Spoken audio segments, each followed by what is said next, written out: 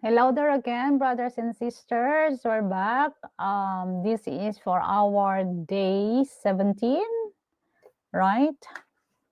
Day 17. Yes, eyes open. And by the way, happy Valentine's to everyone there. Sino-sino mga may date dyan?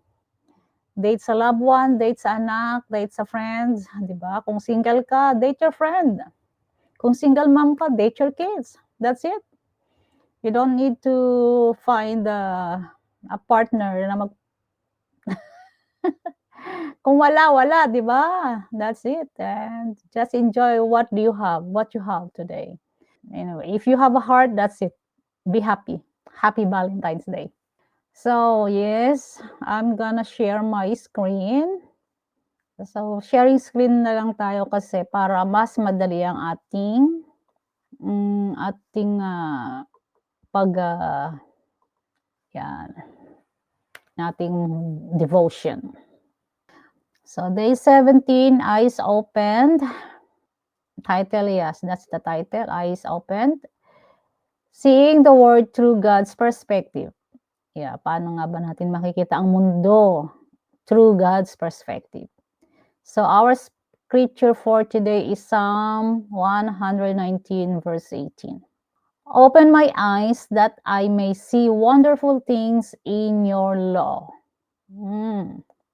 So here's a sample how to see or how to open the eyes. So in 2 Kings 6, chapter 6, the prophet Elisha, and his servant found themselves surrounded by a powerful enemy army.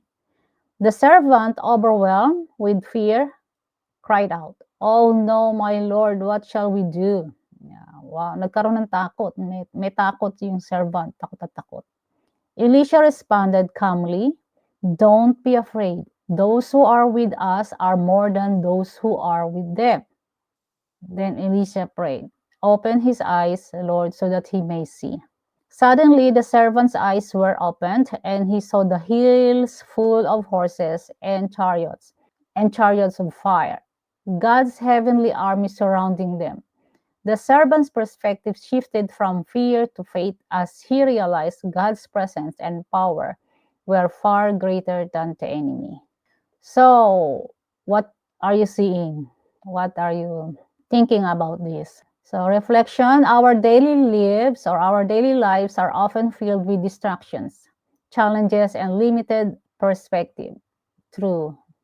Like Elisha's servant, we may only see what's right in front of us, problems, obstacles, and fears. That's normal. That's human, di ba? But God invites us to see the world through His eyes. Yan. Eyes of faith, hope, and eternal purpose. Seeing through God's perspective transform how we view people, situation, and even ourselves. Instead of seeing only brokenness, we begin to see potential for redemption. Instead of focusing on limitations, we see God's limitless power of work. Agree? What would change if you asked God to open your eyes today? Perhaps you'd notice someone who needs encouragement, recognize an opportunity to share His love, or find renewed courage in the midst of a trial. Ano experience niyo? May experience ba kayong ganyan? Ako palagi kong sinasabi, God is with me. No one could be against me. Di ba? Kasama ko ang Diyos, kakampi ko ang Diyos, walang mangyayaring masama sa akin. He is protecting me. Mga kaaway, may mga galit sa akin, wala silang magagawa. Kasama ko ang Diyos. Yan ang like kong sinasabi. Simula bata pa ako, yan yung nakatatak sa utak ko. So, that's why yung mga friend ko sinasabi, nagtataka sila bakit hindi ako takot, bakit wala akong takot. Because kasama ko ang Diyos. Yun yung nasa loob ko. Pero before, hindi ko yun nasasabi sa kanila. Nasa isip ko lang yun. Pero nasasabi ko yun sa mga anak ko. Sinasabi ko yun sa kanila. Alam nila yun. So, what we gonna do for today? Pray for spiritual sight. Ask God to open your eyes to see the world as He does, filled with His presence, purpose, and potential for good. Look beyond the surface. Take time today to view situations or people through a lens of compassion and hope. Ask, What might God be doing here?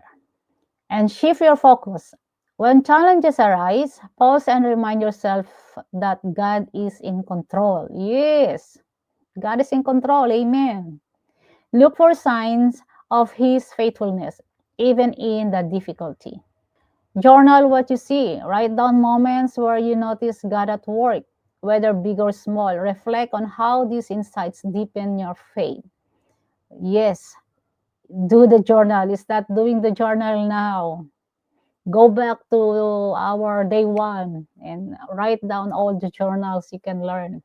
You can notice. Journal the work of God on your life. Write it down, everything.